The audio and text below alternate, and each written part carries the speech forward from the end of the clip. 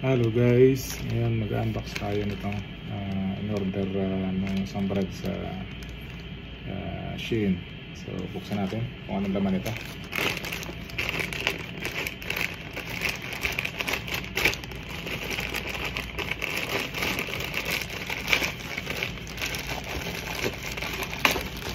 Kararating lang niya.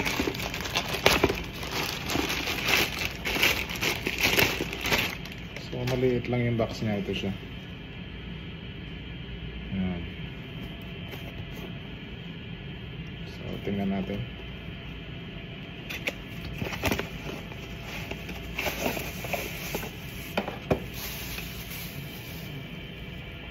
So ayan.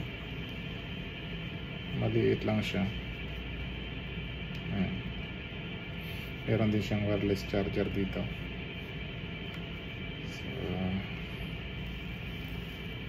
Ayan, bali meron din siyang alarm. Ayan. Tapos meron din saksakan ng SD card. Ayan, meron din sa headphone. Tapos yung power niya. Ayan. Type C yung power. So ayan, ganun lang kaliit lang yun. Liit lang. Ito yung cable niya. Ayan. Type C. Para sa power. Tapos, yun lang. Wala siyang adapter. So kahit anong adapter pwede naman dito.